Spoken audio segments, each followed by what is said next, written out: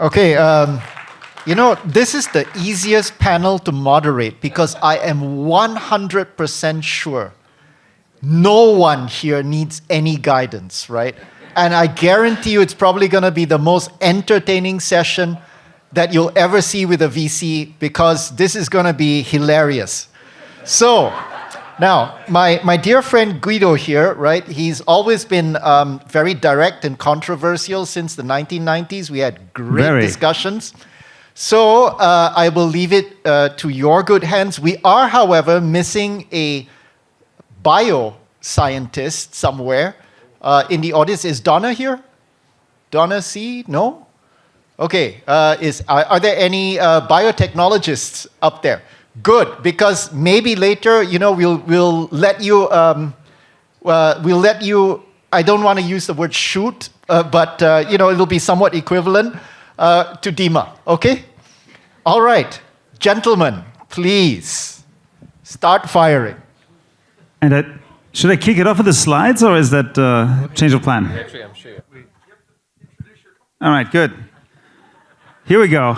So my name is Guido. I'm on the infrastructure team at Andreessen Horowitz. Andreessen Horowitz is kind of hard to spell, so we abbreviate it to A17 letters Z, or just A16 letters Z, or just short A16Z. And I want to briefly tell you something about Andreessen Horowitz, and then try to convince you this is a really amazing time to start a company. So who's Andreessen Horowitz? We're a kind of large and kind of weird venture fund, about 45 billion, 46 billion apparently, under management, a lot of investment, about 560 people. You may wonder, why do you need 560 people at a venture fund? And that's a good question. Of those, we only have, I think today, 32 investing partners. The entire investment team is smaller than 100. Most of the others are operating partners. So they're basically service providers to startups. So if you, for example, need HR advice, we have an HR team that can help with hiring or help out HR problems. If you're an AI company trying to find cheap GPU capacity, we have a team that tracks GPU prices across different clouds and helps you find cheap GPU capacity. So the majority of the company is actually service providers for the startups and not investment professionals. We're split into different funds. You can read faster than I can talk here. I'm from the AI Infra Fund, all the way to the left here. So the application folks do anything user-facing. We do all the internal components that do basically things like databases or models or internal pieces of software. So if you do something else, I'm the wrong person to talk to, but I can put you in touch with the right team members. What I really want to talk about is get you excited about what an amazing time it is right now to start a company. And for that, let me show you two very simple slides. So what recently happened, and you may have noticed this, is we invented two really big fundamental breakthroughs in software. The first is this notion of generative AI. So traditionally, AI is very good in analyzing and in recommending, in classifying things. But now we have AI that can directly generate an artifact that I can use. So for example, I can train a model on myself, and then for roughly 1/10,000th of a dollar, I can turn myself into this incredibly good-looking Captain America here at the bottom left. If we assume renting a costume and taking a photo of me costs $10, this is a factor of 100,000 cheaper than the closest alternative. Whenever we reduce cost by 5 orders of magnitude, usually very interesting things happen, right? That opens up new use cases. The even bigger breakthrough is this notion of a foundation model, where traditionally, if I wanted to do AI, I needed ML expert. Those overpaid, Stanford or maybe Berkeley PhDs, they would take lots of data, they would label the data, they would train a model, and 6 months later, I could actually use it. That has changed. We now have foundation models, and if I can write a clever prompt, I can use that to steer the model. So essentially, we've encapsulated all this complexity under a very simple API, this prompting API. It's a little bit like the SQL query language for databases. What happens if you type a SQL query? It's something with B star trees. I learned that in grad school, but that doesn't matter anymore. We now have found a good abstraction instead. So the net result of this is we found we have a new component we can use to build systems. It's very useful. It's very easy to use. And whenever we did this in the past, that triggered massive tech cycles. So the first time we did that was with CPUs. We invented the CPU that triggered the PC revolution, the cost of compute versus bespoke computer systems came down by a factor, if I take these numbers here, 25,000. We did it again with networking. Sending a letter costs you maybe $1. Sending the same amount with the earliest internet pricing I could find is a tiny fraction of a cent, 100,000 times cheaper. And now we do it with Captain America photos, writing source code, or analyzing contracts, or all the new things we can do with AI. In the in the PC revolution, they created Intel as the early hardware leader, and then Microsoft built the software, became even more valuable. In the networking revolution, Cisco, back then, was the most valuable company on the planet for a while. And then Google and Amazon and Meta and Alibaba and all the others figured out how to build services and became even more valuable. If you know what the companies are in this cycle, please let us know, because as VCs, we're trying to invest in them. And honestly hope that some of you here in the room might be the ones founding those big new tech giants that come out of this cycle. But it looks like with NVIDIA, we have the first trillion-dollar company that was created, and it's probably not the last one. So putting this all together, I think it's an incredible time. I'm going to skip here a little bit. It's an incredible time to start a company, right? These huge tech cycles, this is really when the most interesting startups are being built. It's a fantastic time to build, and if you build anything in infrastructure or anything in any of the other areas that we cover, please contact us. We'd love to talk.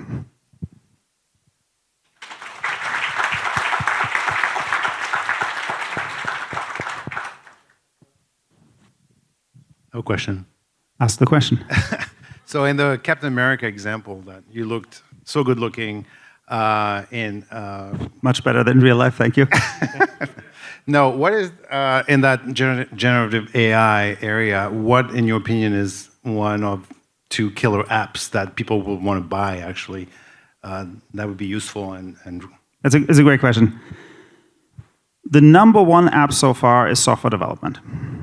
So very quick math. We have 30 million software developers in the world, roughly. Let's say they add about $100,000 of value each year. It's probably a little high internationally. It's a little low in the United States, but I think roughly it holds.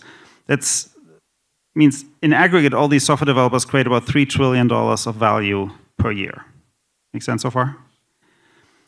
We currently think that these AI-based software development tools in aggregate can at least double that productivity. So we're adding $3 trillion of GDP based on these tools. That's about the GDP of France, the 7th largest economy in the world. So the value creation is massive. We're seeing, in my book, the fastest growth of companies in the history of startups. I think Cursor with 0 to 500 million ARR in 15 months is pretty much, has never been achieved before. So that would be I think this is the first really large market for generative AI. software development. So taking your example of the three generations, the in-house and then the network and now the generative AI essentially. So coming back to the previous generation, we know Google Drive, because Google is really providing Google Drive and the document processing, even though at that time there were other startups which tried doing that, but we don't have XYZ Drive, we have Google Drive. So what would you do as an investor to make sure that some of the good ideas that are there in this revolution, the generative AI revolution, they don't get killed by the bigger companies, they just take over the whole thing? This is one question. The other one is on the software development. I completely agree. That's kind of the sort of the biggest activity. All the focus on agents is there. But if the agents are going to do the software development, there remains a bigger business somehow being created on how you will trust those agents. So I was in the retreat of one of the companies which kind of does code scanning, and they are saying that, oh, we now have so much code to deal with from all these clients simply because at the press of a button now there are more targets to analyze. So this itself then becomes a business. So what are your thoughts on that, on how as an investor you would kind of try to identify good companies? So the first one is immediate and the second one is a bit speculative. Okay, so the second one, we of course are going to use AI to figure out which of the code that the AI generated was good or bad. But remind me, what was the first question? Can you just summarize it quickly one more time? That today we have Google Drive, and we are essentially we are doing document processing with Google. Yeah, we are not doing sense. it with XYZ. So Google kind of took over that business.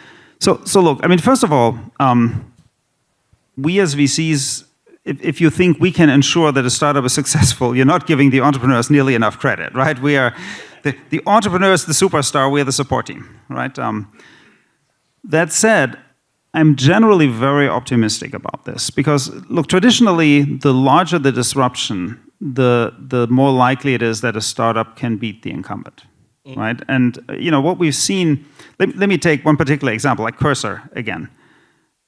The starting situation here was Microsoft. They were the first to market with GitHub Copilot. They had the exclusive relationship to the #1 model provider in the world, OpenAI. They had the #1 IDE with VS Code, right? They had the #1 source code repository with GitHub. They have the #1 enterprise Salesforce, full stop, right? You can't possibly win that battle against them. That was sort of our hypothesis going in. And then we saw multiple companies like Cursor, Windsurf, Devon, right? A couple of others, all successfully grab market share from them. At this point, GitHub is I think the number 2 or 3 in that market, right? So I think this is, so far, the indications here are very good that that startups are very successful in competing with incumbents in this space. So I've got a question. So as humans, most of our thoughts never get turned into speech because we think all the time and we speak relatively little. And then of the words that we speak, very little of that gets turned into written language because most people speak and they don't write it down. But yet LLMs are trained on the aggregated corpus of human writing. So how can an LLM be intelligent in any sense of the word ever? Yeah, that's a great question. I mean, some of my thoughts, I'm pretty happy that they never make it to paper, honestly, in retrospect.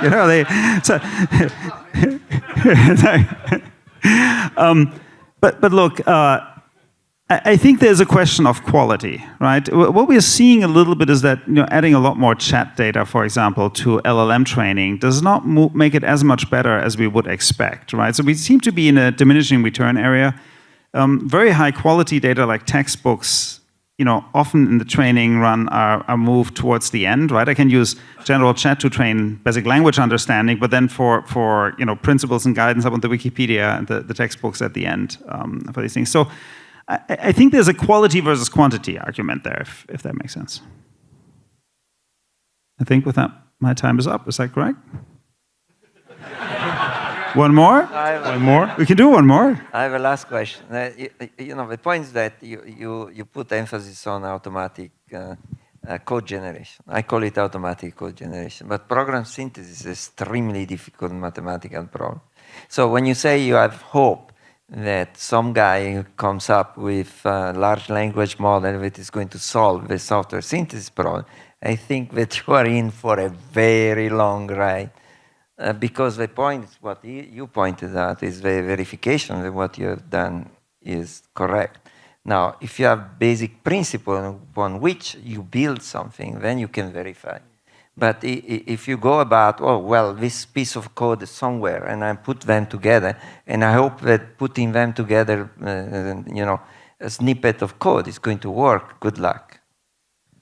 So just to follow up Prof. Alberto's point, I think this could be a big business for you to consider, kind of trusting the automatically generated. It's okay, I give you an idea.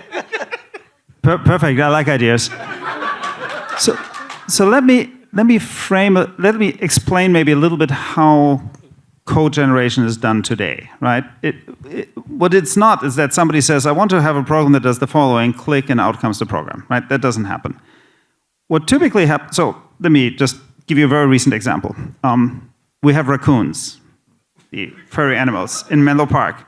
They're a little overambitious, so they try to eat the goldfish in our goldfish pond, okay? What do you do about this? Well, we have security cameras, so I wrote a little software that tracks the raccoons on the security cameras and makes my phone ring like I did in the panel before, when a raccoon is hunting the goldfish. So step one to do this is I write a high-level specification where I say I want to have a raccoon tracking software for my goldfish pond. And then I ask my coding assistant, so let's break this down to a more detailed spec and ask any questions that you have. And the LLM comes back with like, okay, so it starts writing a specification, and where's the API key for your cameras? Which library do you want to use to access them? Can I just serialize to disk, or do I need a database? Comes back with, in that case, I think it was something like 2.5 pages of questions. So really, it becomes a sparings partner to precisely spec out what the software should do, right? And this all goes into the GitHub repo, right? So it's preserved. And then with the LLM, you work to break this down to individual stories and you implement them. So at every step of the way, you have a clear documentation what the intent is. And that can help you, if there's ever a disambiguity of whether something was implemented correctly or not, to verify that against the code. And there's a lot more there. We have startups that, for example, just have testing, use AI for testing these things. We have actually now startups that just do the spec writing process with AI. So it's really a complex process where there's a constant back and forth between the LLM and the user. When do you think we'll be able to make movies? Full movies with actors and with generative AI? I think it depends on the quality. Really bad ones we could do today. They work great. So again, like, I want to keep this short, right? But I think the answer is similar to the answer on coding. That it's not if you're looking for something that says, I want to have a, Oscar quality movie that contains the following return and outcomes an Oscar quality movie, I'm not sure that'll ever happen, right? If you look how the professionals use these tools today, right, they have lots of different ways to drive, how the scene layout is happening, the aesthetics, train base models and so on, generate lots of different keyframes that they then interpolate between. A really good artist in that medium, like for AI movie generation today, I think can generate professionally looking films. Maybe not quite movie theater, but definitely TV quality. Okay, at this juncture, I think we should give Guido a break. And I like to use the phrase, right, that Maximus did in the movie Gladiator, where he asked whether we are all entertained, right? And I think that was a good start. So who's next?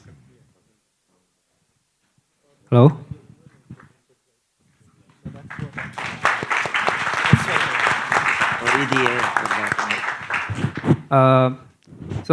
Hello everyone. So it's a great honor for me today to introduce Granite Asia to you. So I think different from many of the other VCs are presenting today. So we are rooted here in Singapore and we are headquartered here in Singapore.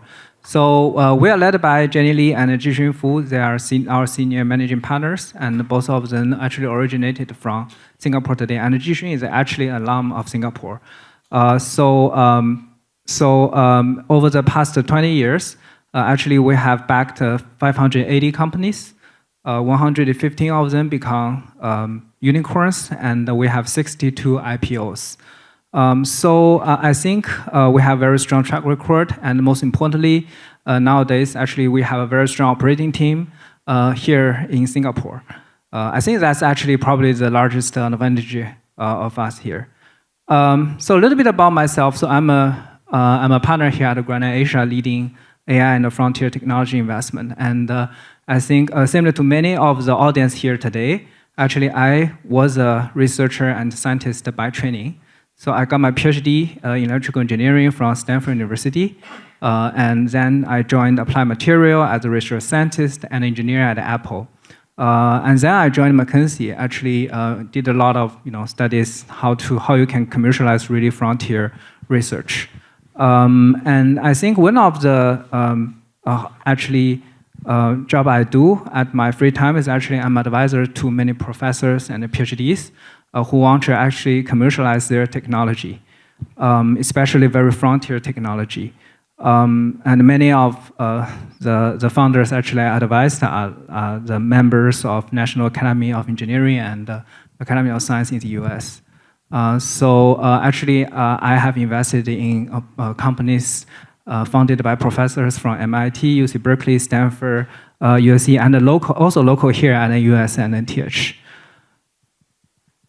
Yeah, so here's the selected of our portfolio companies. So, I think one of them I want to highlight here is Heptagon because it is a Singapore-based high-tech company. I know many of the audience here today and many of the companies today here are actually with a strong, deep tech background. So Heptagon is a company, they're starting as a very small lab, doing advanced optics, nano-optics research. And we actually we invest in the company pretty early, I think on their Series A. And then actually we work with the founders. So not only helps them to commercialize this technology for 0 to 1, but also help them to build a manufacturing facility here at Singapore. And also helps them to enter the supply chain of Apple, the largest consumer electronic company in the world. And later the company was acquired by AMS at 2016. And that was probably the largest exit ever here in Singapore for a frontier hard tech company. Yeah. And we know that what I really want to do is to become the bridge between frontier technology and commercialization. And it's not just about the capital, right? So I think, especially for many of the founders with a research background, what you really need is, support, 360-degree support, right? So we have a very strong platform service. So actually, we have strong connection with AWS, Google, and Amazon. So our founders have very easy access to free cloud credit and also AI GPUs, and also we have a very strong strategic partner program. To help founders to build a very strong partnership with potential customers, and also we have our own BD and podcast so that founders can easily get connected with audience all over the world. And also, I think most importantly, it's about go global, especially for founders here in Singapore, right? So if you really want to become successful, probably you need to consider global market, right? Because although Singapore has a very strong economy and research environment here, but in terms of market, right? So probably you want to do that either in the US or in China or globally. And one thing also probably want to mention is like AI, right? So we also investing in a lot of companies in AI. So most importantly, because me personally, actually, I invested in professors and researchers here in Singapore, right? Actually, I fully understand what we really need is not just about to find a really fancy technology, right? So what we want is to build a product out of technology, right? So it's not about how you can, so I think the first thing you need to do is to find the technology product match, right? So how you can build a product and then you commercialize it, right? So I think 0 to 1 stage is critical here. And also, not only in AI, we also invested in companies in robotics and automation and also healthcare, right? So we know Singapore has a very strong research community here in healthcare and also in robotics, automation, and also materials, right? Actually, went into a great roadshow in the second floor. I think many of the companies actually have a really good technology in terms of materials, right? And how you can build advanced material research into good product, daily product. I think that's something definitely I can be the go-to person if you are really interested in that, because me myself actually did a lot of research about material science back in university, right? Actually, Ben was a classmate of mine, and we actually did a lot of research together. Yeah, and last but not least, right? So we also have a very strong NUS mafia in Granite Asia, right? So our senior managing partner Jixun was actually graduated from NUS, I think about almost 30 years ago. And we also have junior team members like Chen Wei and Jeremy. They are also NUS alum, right? So that's my pitch. to summarize, so if you really want to build a global business here in Singapore, I think we can be the go-to persons. Thanks.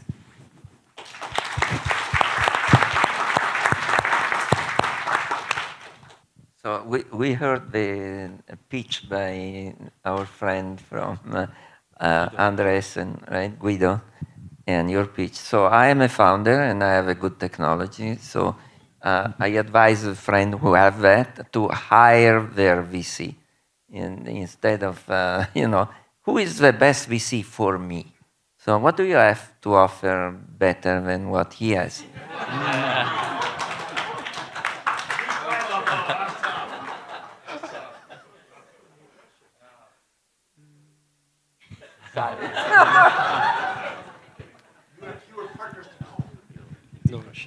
You're in Singapore.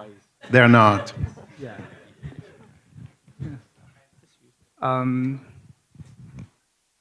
I think first, I think for VCs, actually we collaborate a lot, on deals, and we have a lot of resources that can share with each other. But yeah, so one thing I highlighted many times in my presentation is I think for the audience, most of the audience here, especially for the founders, they are based here in Singapore, right? And because we are local, so and we also have local team here, and also we have a global presence, right? So I think we. At least for me, right? So I'm very happy to become the go-to partner for many of the founders here today. If you really want to, start a company here and then go globally, yeah. So you highlighted the importance of going global, and when starting companies in Singapore, why not just start companies in the US and since the markets are much bigger over there and directly there? Yeah, I think that's also good and a very good strategy, right? So actually, one of the examples I want to share with you is actually, I personally incubated one company. So that's MIT professors, right? They also hired a lot of talents here from Singapore. And that company was actually later acquired by NVIDIA. So I think that's also a good strategy. If I think for many companies, for example, if like for AI startup, right? If you're doing something like infrastructure in AI, or even applications, right? Of course, I think it should be from day one, it should be a global company, right? Whether it's headquartered in Singapore, headquartered in the US, it has to be a global company because you are competing with competitors globally and your customers are globally, right? So I agree with you, right? So for many of the founders, you can also consider from day one, like you should enter the US market, yeah. So I've got a question. As a technical founder, I'm worried about losing control of my baby. And I hear stories about some of my friends. They start a company as a technologist, and the VCs say all the right things, that they're going to support them. But then when there's a hiccup and a problem in the business, they bring in the shiny shoe MBAs, and the first thing they do is they fire me as a technologist, or they promote me into the office, in the back. So what are you going to do to help me succeed so that I can stay in control and stay with my company throughout the whole journey? Yeah, so I think for me, if I really choose to invest in a company, I invest in the founders, right? So if I choose a scientist or researcher to be the CEO of my company, it must be like I see the potential, right? So so in that case, I think the way how I do that, right? I know there are many other VCs in the world. They take very aggressive strategies. Right. So actually, in one of my favorite TV shows, Silicon Valley, right? I think in season 3, right? So the founder actually lose control of the company. But what I will do is I will actually become the personal coach. I will become the personal coach to the founder to help him grow, right? To maybe starting as a technologist or a scientist, but gradually become a great CEO or a great business person. I think that would be my strategy. Yeah. if I don't see the potential in the founders, probably I will not invest in the very beginning. Abhik? No, I don't have a question. Okay. Oh, this is very tame. Okay. Yes. Okay, so we're going to institute, right, a 7 or 8 minute bell, right, that Sam here is going to be in charge of, right, just to make sure we stay on time and, we get to dinner on time and everybody goes home on time. Any questions for Yusi? Anyone? Thanks, Yusi. I'm Chao Liang. So my question is about the AI-related companies. So today, like Lovable, Base44 are very hot AI-driven kind of companies. So my question is, my assumption is, if AI create code is the future, then will Anthropic will go to the market do itself, just do the product? Okay, I think here's a very good example. Facebook. I remember about 15 or 20 years ago, there was a Facebook marketplace, right? So you can build all kinds of mini apps, right? Like games and small consumer applications, right? But eventually, I think that mini marketplace just went away because Facebook figured out, okay, here's the top 5 most popular applications, and I should do it myself. I think Anthropic is, to my understanding, they are somehow taking the same strategy here, right? I think they are building the cloud code, which is the most fast-growing coding agent ever, right? I think it achieved 500 million ARR already. And it's surprisingly, it's priced at a very low price. It's only $200 per month. I think even Anthropic decided to raise the price to $1,000 per month. And I think many of the engineers will still use it, right? So I saw huge potential of Anthropic as a product company rather than a foundation model company, right? So I agree with you. I think probably Anthropic will become an agent and maybe coding agent company one day. Right, I think that's similar to OpenAI, right? So I think OpenAI today, why it is the #1 AI company in the world is probably not because it has the best technology, right? I think Google has the best models today.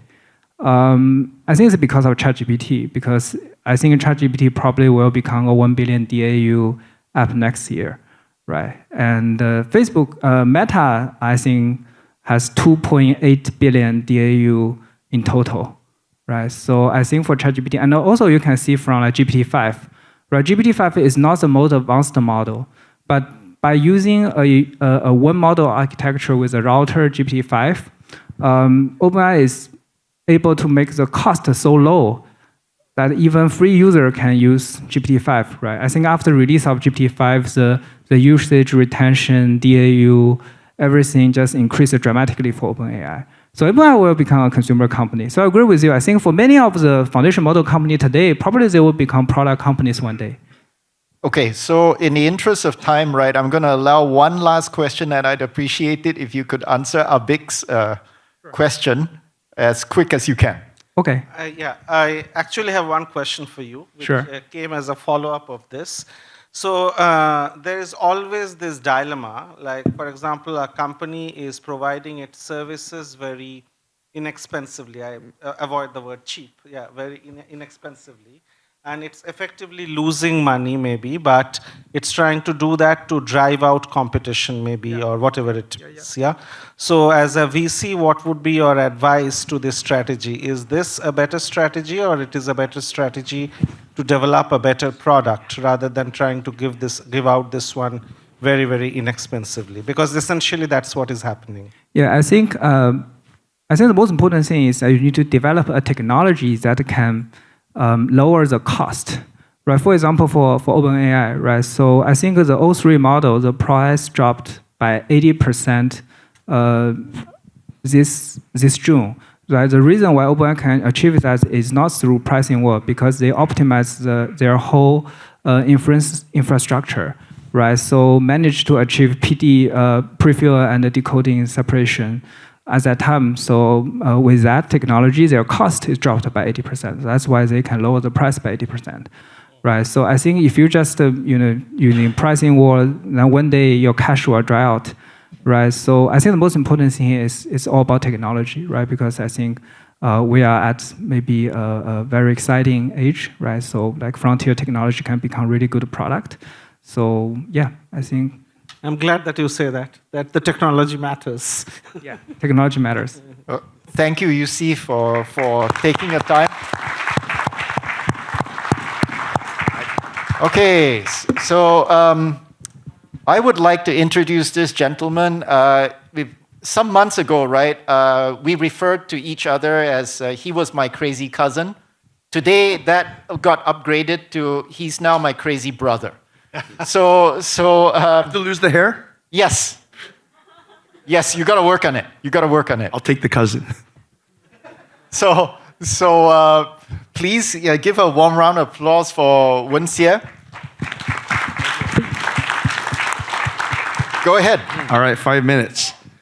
All right, so before I start, I'll introduce myself. My name is Wen. I'm a geek at heart. I went to Caltech for 10 years. After that, I did a startup for 2. A startup failed, needed a job. Then went to work for McKinsey for 5 years. Realized didn't want to be a consultant. Then I went to Kleiner Perkins in 2006. Started off as John Doerr's chief of staff. Did that for 5 years. Then realized investing is sort of interesting. I did that for 12 years. So in late 2022, through COVID, and by the way, at Kleiner, I was one of the hard tech investors there, one of the 3 managing partners. But in 2022, during COVID in particular, or through COVID, something dawned upon me. And that was, people weren't getting silicon wafers, right? I mean, everyone was short on wafers. And it really didn't matter if you were number 1 on the Midas list, if you're the best car company, you're the best sovereign nation with the most foreign reserves, you weren't getting wafers, right? Unless maybe if you knew some wafer manufacturer very well, right? A real intimate relationship of trust, you might get some wafers. So I thought to myself, hey, to do hard tech investing, it seems money is necessary but not sufficient. You probably need a powerful ecosystem, right? And I think in the other session, I mentioned this in my talk, right? That startups need more than money, especially in hard tech, because you got to make physical things. So with this idea, I actually went to my partners at Kleiner and said, hey, I've been here 17 years. I did this, I did that. Maybe it's time to go do hard tech venturing, early stage, differently. So they were extremely supportive, and they said, yeah, very good. Want you out of here. We'll be your anchor investor.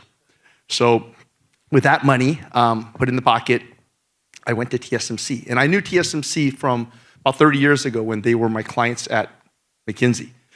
And I went to the leadership team and I said, hey, I had this idea of creating a new venture fund for which most of the LPs are actually non-financials. They're in fact strategics, right? And I said, what do you think? And actually, they only asked me one question. What do you think they asked me? Oh, you shallow people. No. God dang. MBAs, right? No. They asked me, what took you so long? Okay, so with my second anchor, TSMC, and Kleiner Perkins, I went out to raise 150 million, and that quickly snowballed to 200, 300, and I was able to assimilate a set of LPs that I think are strategically extremely important for early stage hard tech investing moving forward, right? So TSMC, of course, the largest wafer foundry in the world, and I would say without TSMC, the guy in the leather jacket would not be worth as much as he is. ASML, right? Why do I have ASML? First of all, they're the number 1 tech company in Europe. And think about it, they make the most advanced equipment that humanity has made. I know you might think it's the iPhone, but that's not true. They know something about everything. Thermal, flatness, metrology, metrology, lasers. I'm running out of vocabularies, but they know a lot of stuff, right? So I got them on board. Quantum computer, right? They pretty much make 13 of the 20 computing systems for 20 automotive companies. They serve all the hyperscalers in terms of making their servers, and I think they're one of the largest vendors for NVIDIA in terms of assembling AI servers. And MediaTek is the largest chip maker by unit volume on Earth for wireless chips, right? So this is just a sample, but some of the LPs that I got on board. Sojitz is a big keiretsu in Japan. They're very fast, nimble. Japan is very important for hard tech to be able to access the people there. And of course, EDBI, right? They're very dear to my heart because particularly with the geopolitics between China and the US, Singapore is a very fantastic location to think about either headquartering the Asia division of a US company or doing something here that can serve both the Chinese and the US markets with some degree of neutrality. So getting EDBI on board. And of course, I got 2 endowments, right?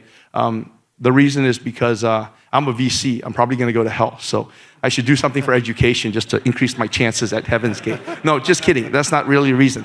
The real reason is that without education and the pipeline of students, right, we will have no future. And particularly in hard tech, the US is extremely short on talent related to semiconductor material systems, processes, and even designers. So getting endowments and fulfilling 2 tasks, right, going to heaven as well as helping the US education system is very important. So we got these LPs on board, and these LPs actually help our portfolio companies accelerate their time to market, right? In many cases, we don't have to build our own factories, right? In certain cases, I might be able to get a super hot lot at TSMC, right? The joke is my lots are so hot, my wafers arrive in photo before the mask. Oh, you guys aren't really hard tech people, man. Nobody laughed. That's terrible. Okay, anyway. So notice I call it hard tech. I don't call it deep tech or frontier tech. That's really because I've been doing it long enough to remind myself how hard it actually is to do, right? And it's actually quite humbling. So our definition of hard tech is that it's startups founded on hardcore engineering or science, right? In addition to software, right? Everything has software. It involves hardware, which is particularly difficult for a startup to manage. It's very difficult, okay? We like to say it's hard to do, and if you do it right, it's hard to copy. The nasty, dirty truth is that actually many ventures are not actually, many hard tech companies are not actually venturable, right? I'd argue that autonomous vehicles are not venturable. If it wasn't for Google's ad business model, Waymo wouldn't exist, right? 1 minute, okay? And so our job is to find the venturable ones. Where do we invest it? We like to be the arms provider of 6 major segments, right? First of all, semiconductors drive everything. I think you'd agree upon that. So we like to find the next NVIDIA. Number 2, the blue-collar labor shortage is here to stay, not just in developed worlds, but developing countries too. And the only way out of that is automation and robotization, right? Number 3, yes, Gen AI is a great leap forward, but there's major gaps. For example, energy efficiency, right? Number 2, actually networking. Networking is now a bottleneck in many AI data centers, right? So we look at these opportunities. Number 4, we talk about onshoring manufacturing to developed countries, but the truth is we can't bring the factories back the way we sent them to China. We don't have low-cost labor, and people don't want to do that job. So the factories that we onshore and friendshore, can't do it in the US alone, will look very different than the factories we sent to China. They're automated, digitized, direct, digital to physical printing. These are all the things that need an upgrade cycle in manufacturing in developed countries. The 5th one is electrification is everywhere, but the truth is the building blocks of electrification, power transistors, voltage converters, transformers, those architectures were designed 30, 40, 50 years ago. In fact, many of the designers are now gone, okay? And actually, many schools don't even teach power electronics. But if you're gonna have a mobile or stationary electric grid that's smart, you need to upgrade all that. I got it, one more, okay? The last one is life science and automation, right? Yes, AI plus life science is fantastic, but have you thought about how much more data you would need for that training? The truth is we don't have enough lab coats, white lab coats, in order to provide all the data for life science to really leverage AI. Therefore, you have to increase the throughput and productivity of DNA sequencers, protein sequencers, cell cultures, combinatorial chemistry tools. Those are also great opportunities. I was going to talk about a topic of choice, but I think I burned up my time. So with that, I'll turn to my defense committee. I did my PhD defense in 1999, and I thought I would never have to face the music again. But apparently, I might wake up from this dream a little later. So with that, we'll start with the professor. So, well, I think you have the right set of problems to look at, so hallelujah. But I have my company and I go to you and I see Series A focus. Yes. Now, I am a hard tech company, so I need lots of money sometimes, right? So I will need for sure Series B. And most of the companies in this domain fail to find the second round. So first round is okay, but the second round is difficult to find. So why should I choose you? Okay. So my first answer to you is, in my 20 years history, every one of my companies have gotten a Series B. Because otherwise they would be dead. Number two, I know a lot of people with deep pockets. Right? Number three, with my ecosystem, maybe I can reduce the capital intensity of what you think you need. Right? But on the other hand, your fund is going to be diluted. And so if you don't put your own money into my company, then other people are going to put money and your worth is going to go down. So in general, people reserve money on the side because they don't want to be diluted. But don't worry about dilution. Would you rather own 1% of Google or 100% of nothing, right? So, but at the same time, you make investments. So, you know. Yeah, so that dilution is fine. First of all, when we make a series investment, we have reserves for Series B and C. So my $300 million fund, I don't spray and pray. In fact, I only have about 10 core positions. That allows me to reserve about 25 million per deal. If I write you a $10 million first check, I got 15 more million to go. Okay, that's what I meant. So it's not occasional series, right? My entry point is Series A, but I'll follow on. No, that's my point. So Yes. because the way in which you write it seems that you are not interested in Series B. Occasional series. No, I see, my entry point is, I should have been clear. My entry point is Series A focus. So when I say occasionally seed in Series B, that's my entry point. That's my entry point. That's my entry point. Okay. Yeah, I'll still follow on. No. Yeah, you can't be a VC and not follow on. Well, That's like being in a marriage, not committing. that's my point. I will. All right, I got all these professors. I told you I didn't want my candidacy exam. You asked me to give you an easy time, so I Please. give an easy question. All right. A hypothetical one. Okay. So suppose Just like a professor. suppose a startup comes to you. So you mentioned this tension between two major countries and whether one can form a company in Singapore. So this is hypothetical, but this is actually quite possible to happen, and I will not get into details. Yeah. So suppose a company comes to you, and with AI they can manufacture something which otherwise they cannot access because of maybe access control or something. They can synthesize some computing artifact which otherwise they cannot access because they are not getting access to it because of some export restrictions or whatever it is. Something is blocked. So what would be your advice as a VC, how to navigate this difficult situation? Should they go ahead? Should they not go ahead? I think you have to be really specific about what that is, though. Yeah. So That's too general. Okay, all right. Yeah. So you sound like a VC. So. Yeah. So, for example, on certain phones, maybe WhatsApp is not accessible. But suppose with AI agent, you can synthesize something which is equivalent to WhatsApp, and that's a suggestion that comes to you. What would you recommend to that founder? This is a complex thing, right? It's not just about the technology. So if it was a U.S. company, right? Let's take a U.S. company, because I actually don't know what the process works elsewhere. The first thing I would look at, or probably call the Commerce Department or lawyers who know, is ask about export control laws and what the real laws are, okay? Because no matter what, you can't skirt the laws. That's where I would probably start, seek counsels in Covington, in Washington, Wilson Sonsini in Silicon Valley, get the best export control lawyers there and ask them what to do. Secondly, I would look in similar industries to see who might have seen something like that. Maybe the guy in the leather jacket knows something about export control. Give him a call, see what's up, right? And see what's going on, right? TSMC has experience. Most of my strategics have tremendous experience in export control. ASML, for example, has deep expertise in export control. I would seek that. I'm not qualified to give that advice, but I would try to bring the best in our ecosystem to bear to try to weigh in on the subject. That'd be my answer. Thank you. You're welcome. Non-professors, please. I'll call you out, man. You hold 3 Caltech degrees, and you haven't come to Caltech to find these hard technologies. Do do you want your 3 Caltech degrees to be revoked? Or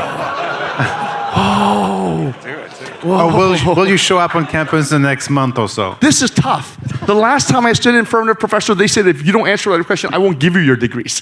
Now it's like, if you don't answer the right question, I'm gonna take away your degrees. That is tough of life. No, I'm gonna come see you, Fred. I would never risk my degrees. It's a deal. So my following question is, how early do you invest? I mean, I'm a professor of a new laser that's tunable and has many applications, photonics, and I only need 5 million to start. Are you in? Or? I think your notion of investing can have a gradation, right? There are cases before where I see a professor, they're doing great work, but I think it's just still in the lab. We can write them a grant. We can say, hey, Goodwill, take the grant. I like to go to heaven. Remember I told you, right? So take the money, do what you can. Let me keep track of it. Come back once a quarter, twice a quarter, have lunch with you in the Athenaeum, right? And track it. And when it's time, maybe we do a seat, right? Even a seat can be hands-on or hands-off. It doesn't necessarily have to have a full team and stuff like that. So I think it varies. In general, though, because of our concentration, our team isn't very large, our LPs can't contribute to a bunch of stuff, we typically put the bar a little bit higher because our bandwidth is the most important part, not our money. So there must be a class that all venture capitalists have to take before they become venture capitalists. And it's the one where they teach you to talk about when you're squeezing the entrepreneur on the cap table, you say, look, wouldn't you want a smaller piece of a bigger pie? And you talk about the 1% of Google, as you mentioned. But you know what? You know what? I want a big piece of a big pie. Yeah. So, because it's my pie to start with. Yeah. So what advice can you give me to ensure that in the beginning I'm treated fairly when we're slicing and dicing the cap table? Okay, I'll tell you a secret, and you guys have to keep this quiet, okay? And if you're recording, don't put it on Twitter, okay? Don't give I see you recording out there, all right? Hey, this should be kept in here. So this is how I do these things. So the things about how I'm fair, not fair, it's very hard for me to answer, all right? What I typically do the following when I'm in a competitive situation. I give the cell phone numbers and emails of every founder I've ever worked with, including the ones I fired. There's 5 of them. I give this list of 46 numbers to the people that I'm trying to win the deal for, and I say, call them. All your questions about me, call them. Let the entrepreneurs answer honestly to the entrepreneurs what they really think about me. Because what I'm going to tell you is going to be biased. I'm trying to win the deal. I'm going to blow smoke in you, right?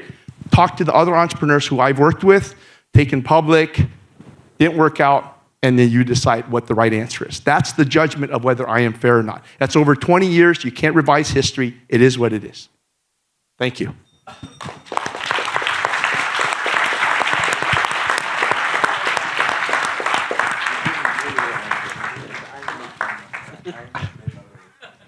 So do you want to do another defense?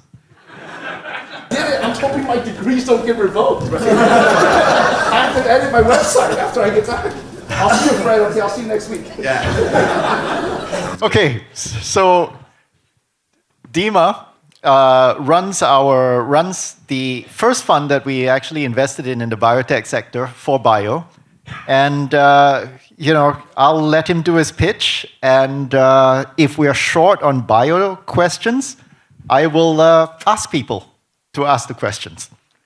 Yeah, please do, because otherwise I'm in a typical situation of a biotech startup in Singapore, because I'm pitching journalists who have no idea and I can bullshit them whatever way I want. So we're for bio, we're 10 years old, I'm the founder, I'm a physician scientist by background. We're in our fund 3, which is 155 million. Our fund 2 is in the top 5% globally on distributed returns based on the Cambridge Associate data.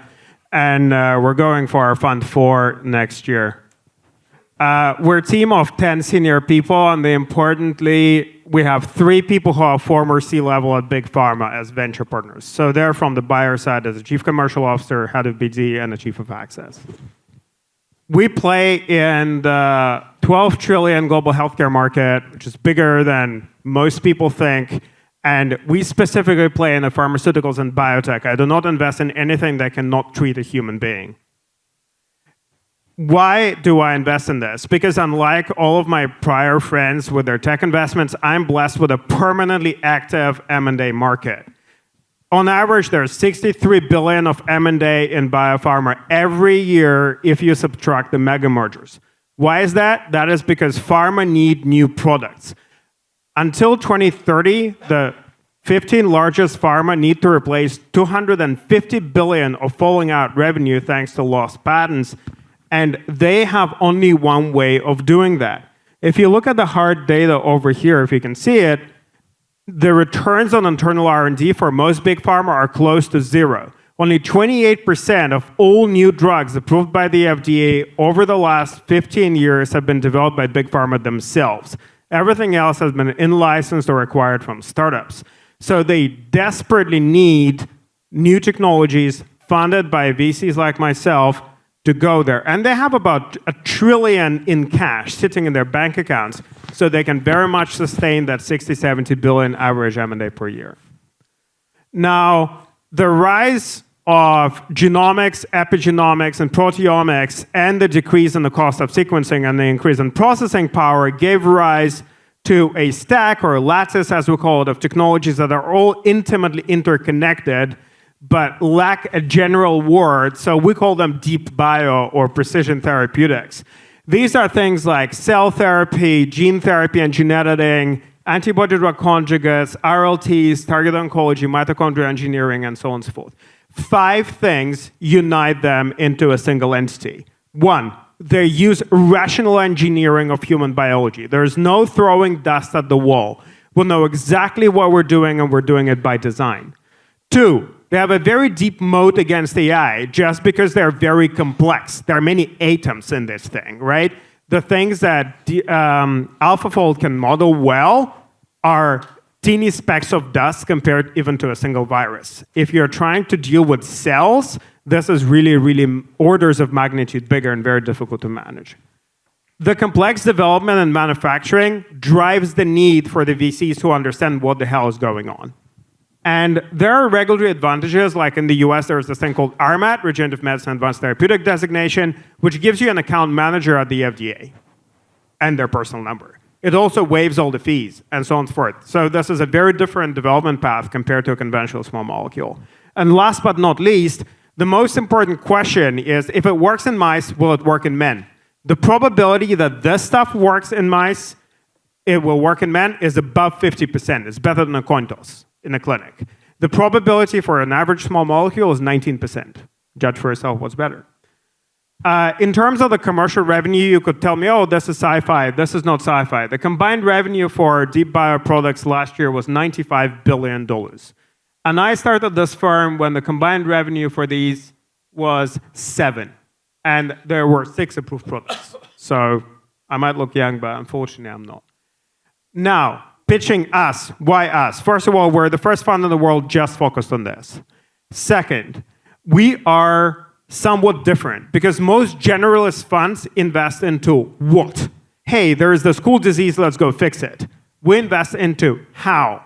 If there is something that the biopharma toolbox cannot do today, there is an irresolvable technological problem, we will tap first-in-class biology, a real lab-made biological discovery, to resolve that problem.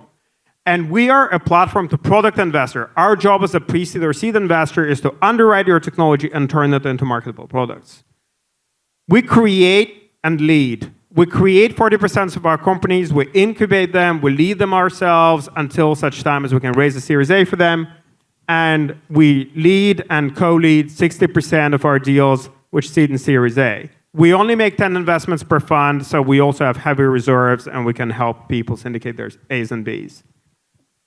The last thing you need to know about us, we're high conviction and high concentration. What does this mean? High conviction means we underwrite your tech. As long as the tech continues to perform, we will be aggressively supportive. This means if other people give us slack, they don't want to invest because there are operational challenges, or they don't like your face, or they don't like your lack of product market fit, or the pharma pulled out, or whatever, we will pick that slack up.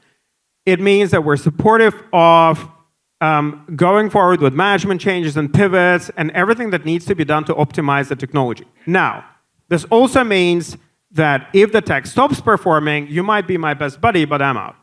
So this is, there is no discussion.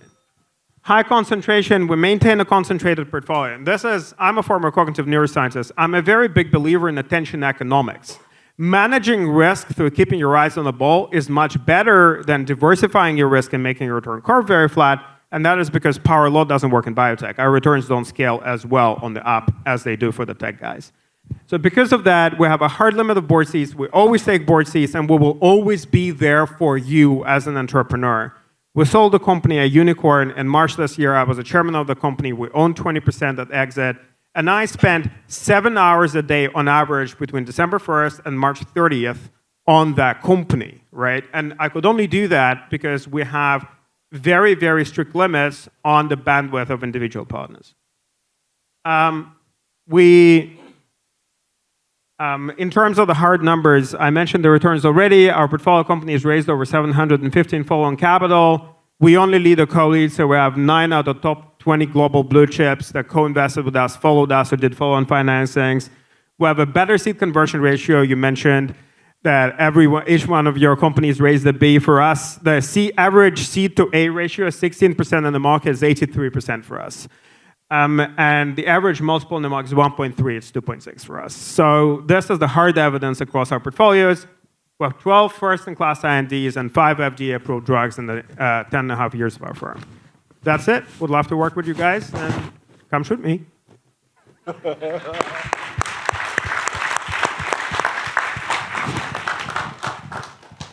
So I've got a biology question. So I'm a scientist in the biology lab. Let's say I've got a new discovery for a new class of antibiotics. And I think it's a very important problem because many of us in this room will wind up dying from a resistant strain. But yet, whenever I pitch venture capitalists, they don't want to fund me. And they give me 2 reasons. They say insurance companies and governments will only pay 50 cents per pill, and antibiotics you only take for a week. They'd rather find a new statin, which lowers your blood pressure or blood cholesterol. You have to take it forever. That seems short-sighted. Don't you think there'll be a market for better antibiotics as time goes by, and will you fund me? So I will not fund you because I don't invest in small molecules. I don't hate antibiotics. I don't invest in any small molecules. That's a strategy choice. Now, I do think that there will be a better market for antibiotics, but it will be driven by legislative change. So as the world is hit with the next... So you can quote me on this. I think there will be a next significant epidemic, not necessarily a pandemic, within the next 5 years, because they're all driven by climate change, and it will happen. So I think already now with CEPI and other things, people are thinking about what I call pool incentive models. So where rather than being paid at the exit, when you made a startup that commercialized a therapeutic or acquired big pharma and you get a check, you can get paid an incentive for the governments to stockpile your medicine, put it on a shelf, and not use it. It's not possible within today's framework, but people are working on that. But unfortunately, I think now with all the other crises that have arisen since and the damage done to the WHO, it will take another significant epidemic for that to actually be implemented. When that happens, you will have a much better chance. Do you see a crisis brewing because of Kennedy? Meaning that they want to lower the price of medicine, they want not to have vaccine, and all of that. What is the thinking of an investor? Is this Chatham House rules or not? Yes. Yes, of course. Now, there are 2 components to what you're asking, vaccines and drug prices. So vaccines, it's a shit show. It's a disaster. The guy's an anti-vaxxer who is going to pay off the anti-vax lawyers, and so the FDA is in shambles. And there's massive regulatory uncertainty for all of my portfolio. So that is difficult. That's something we're dealing with every day. Drug prices are a fundamental problem. The US healthcare system is the world's by far most inefficient, 18% of GDP on terrible healthcare outcomes. And the fourth is in inefficiency. The US venture capitalists love to talk about the US subsidizing the rest of the world for their innovation. This is bullshit. The reality is the US massively shoots itself in the knee with how inefficient the system is, and that needs to be fixed.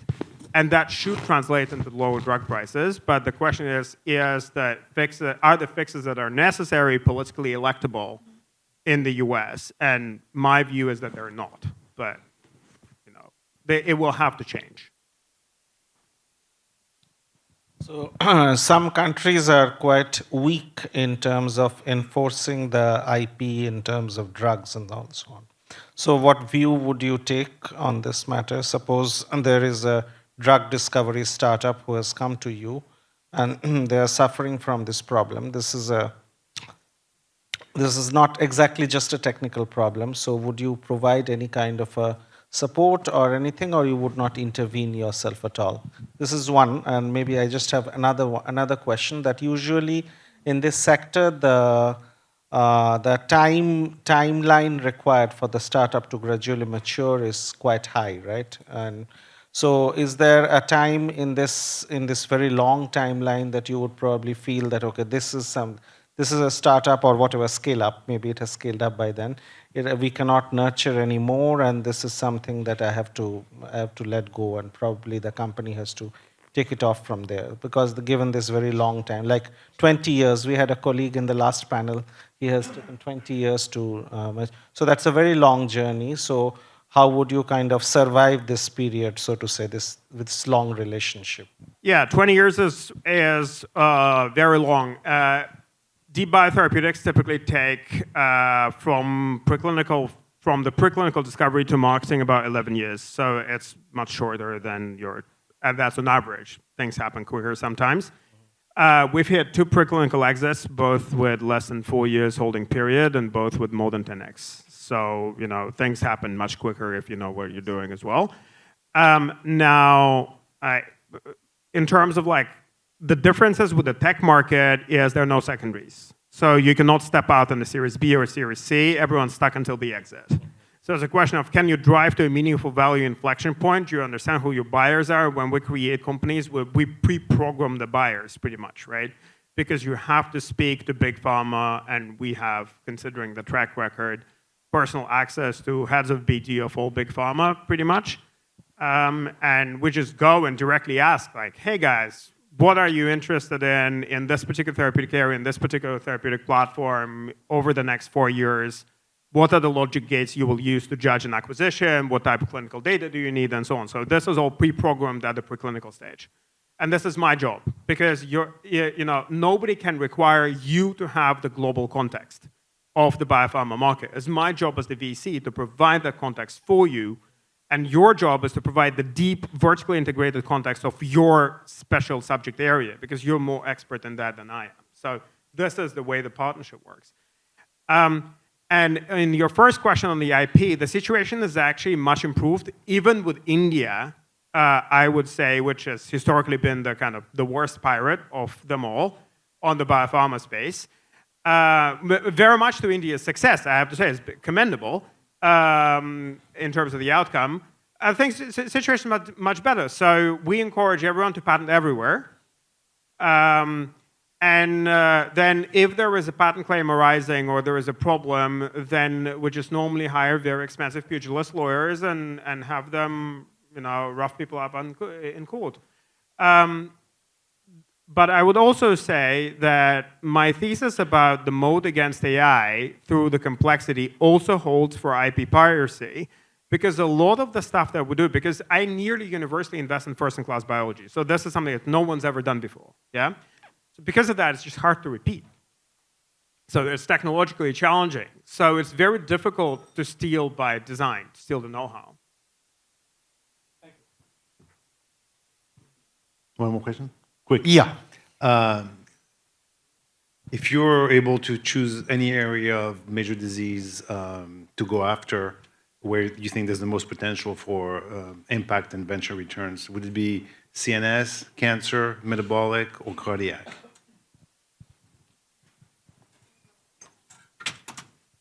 Impact on returns, specifically, oncology. Yeah. Blank space where you think that there could be areas where the science is mature enough to actually get to a product that then, like a GLP. So I would say, okay, oncology is the best commercial returns at 50% of healthcare. It's a massive market, yeah? The most underserved, biggest area for explosive returns, women's health. Thank you, Dima. Thank you.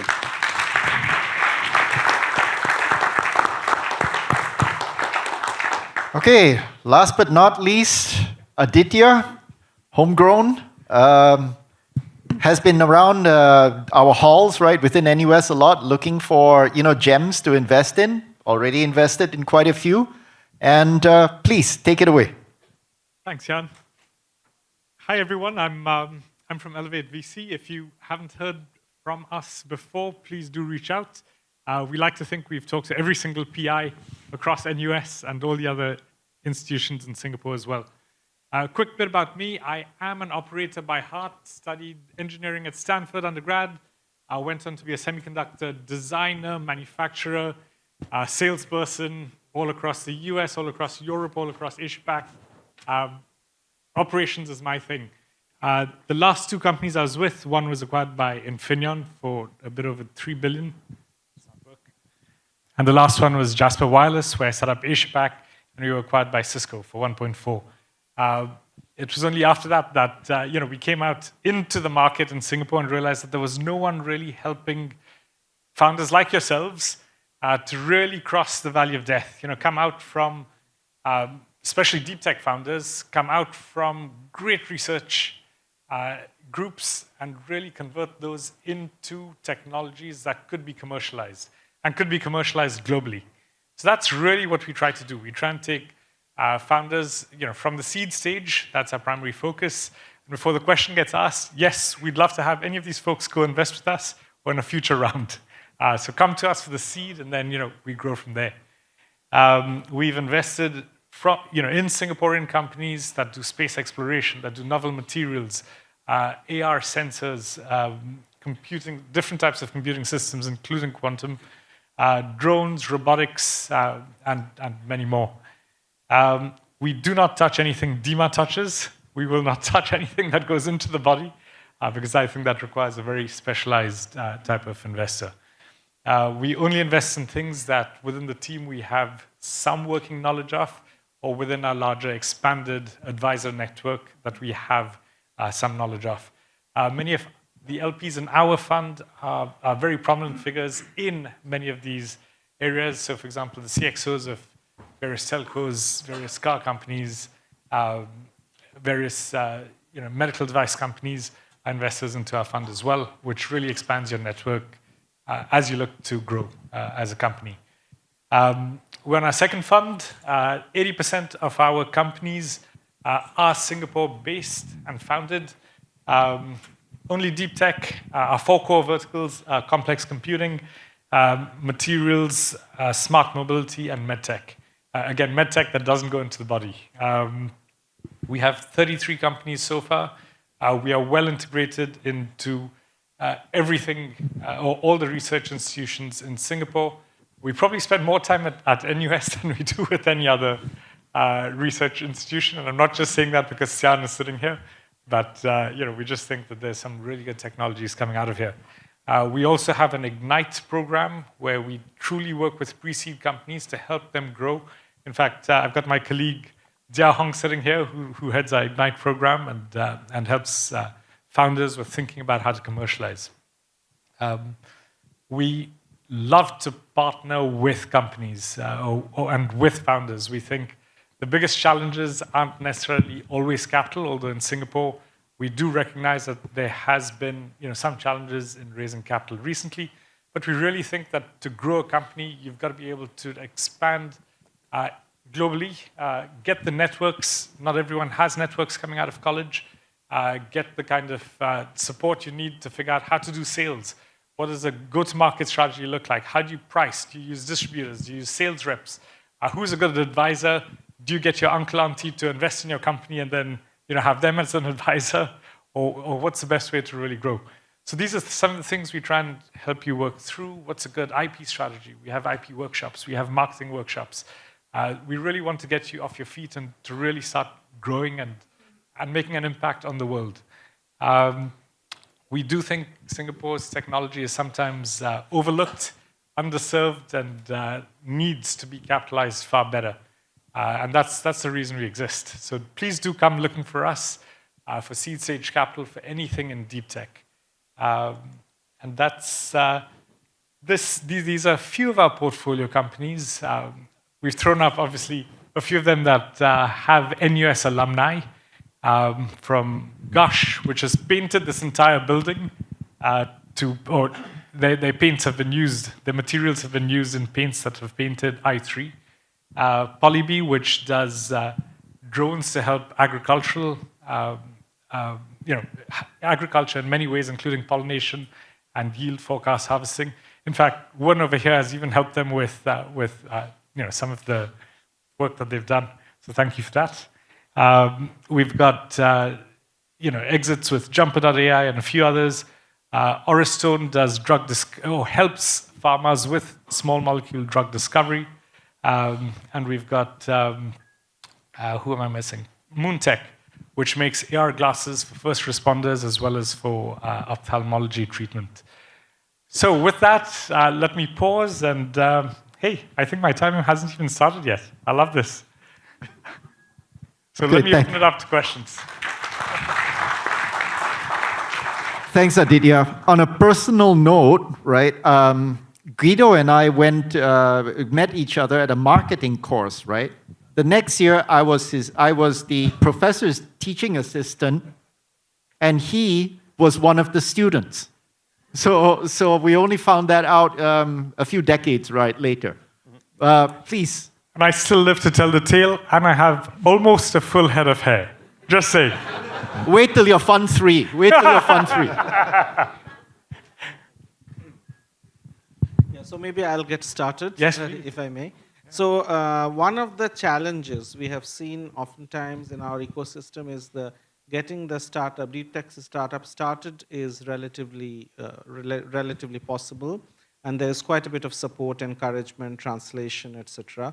But somehow moving that to scale up, we have not had the same degree of success as in certain other ecosystems. So since you are particularly working on seed funding, I wanted to, so I've also seen that firsthand because I was advisor in certain thematic programs.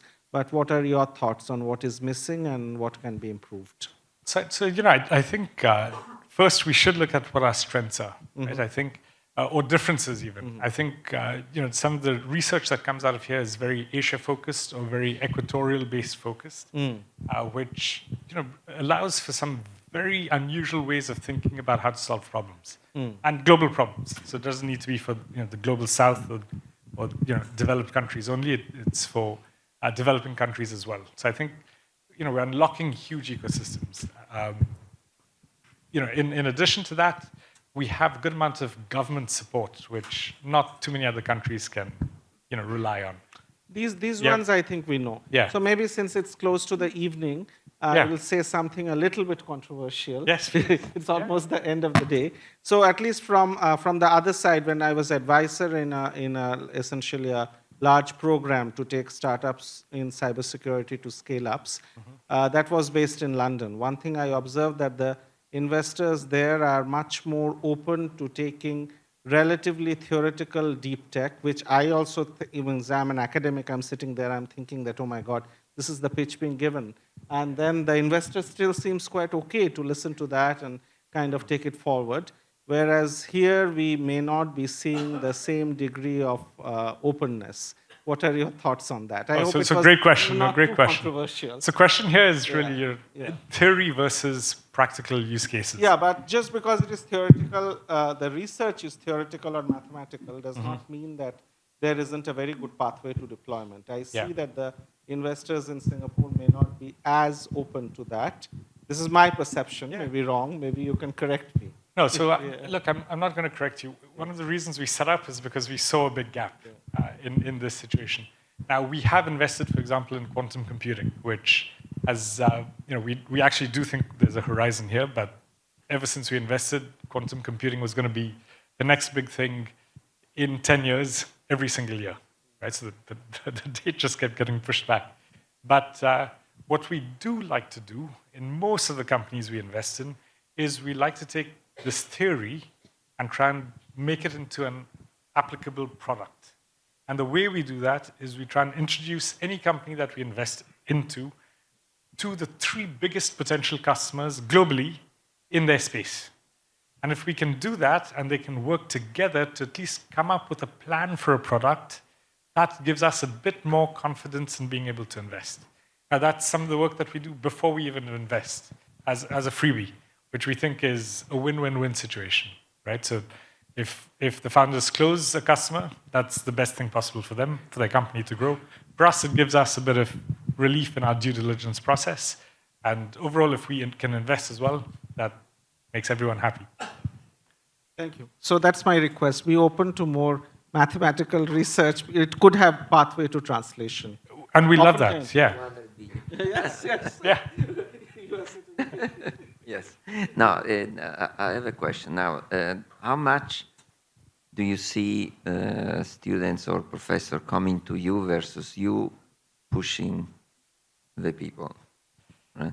So that's, I'm looking at my colleague here just because he does roam the hallways and he does go in and see every single company and he brings us in as and when there's a necessity.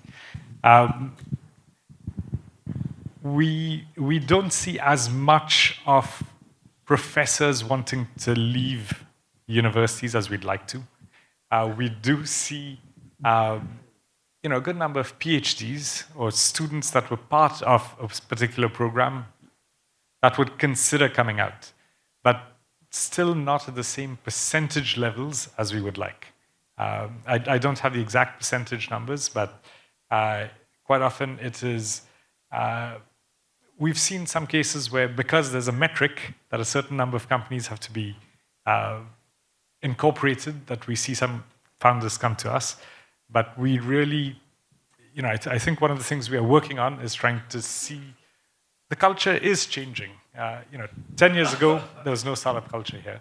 But we're starting to see more and more researchers wanting to come out to set up companies, which we find quite encouraging. We've probably invested more in the last 2 years than we did in the 4 years before that. So that's definitely a very encouraging sign. It tells us that there are more people willing to make the leap. Of course, there's a quality component when we look at our own investments as well, but that's one of the things that started to grow. Because I was thinking some of my experience. So Yahoo was founded by students of my students, so my grandsons.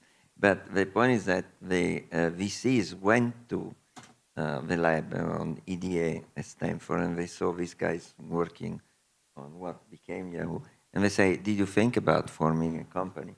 And they say, well, we are doing EDA. And they say, no, but we like this interface and stuff. And so actually, they were not starting with their own idea. So there was a push from outside. So venture capital in the United States is also the myotic of extracting things out.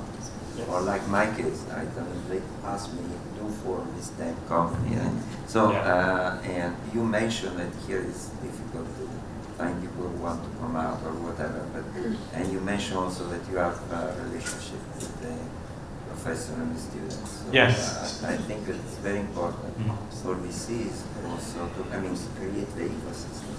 Yes, if they see something interesting, you should put the seed into the brain of people as they form a company. 100% agree, and that's what we're trying to do.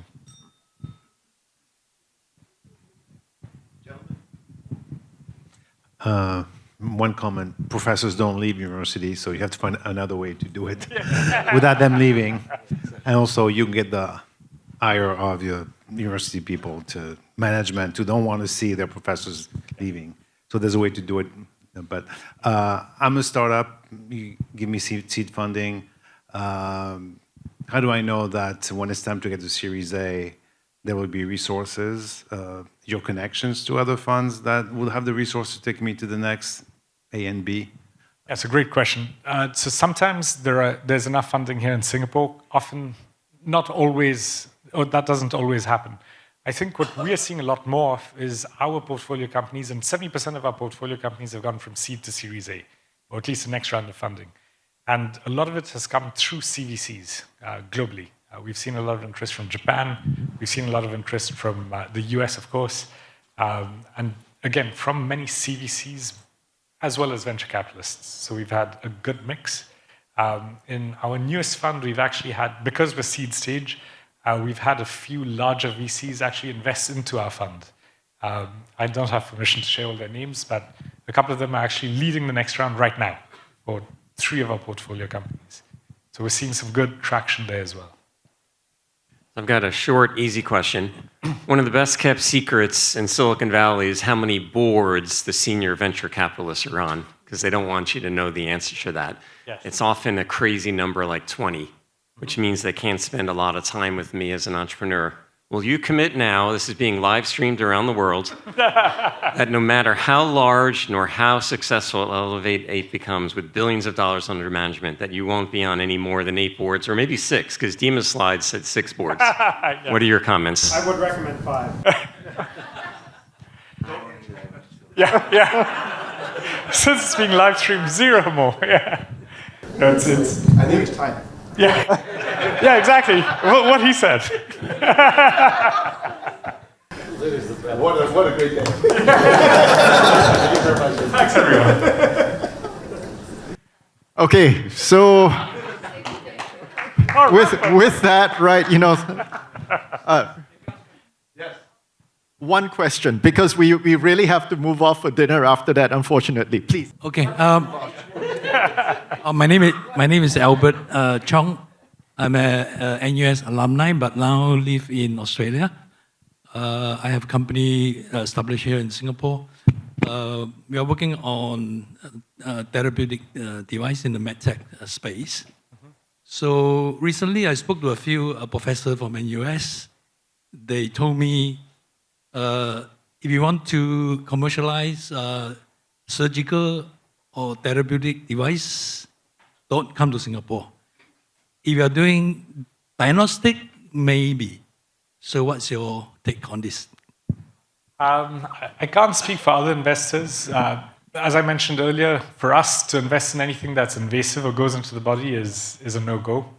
So we won't, because we think it requires a very different type of investor to be able to do that. What about non-invasive? So if it's therapeutics, we're open to it. We will definitely take a look. Sounds good. Thank you. Okay, unfortunately, you know, we have to wrap things up now. And thank you all for coming today. You know, it was a fun day. I hope you all enjoyed it. And if there are any comments, how we can do better, anything like that, please don't hesitate to pass it around to any one of our team.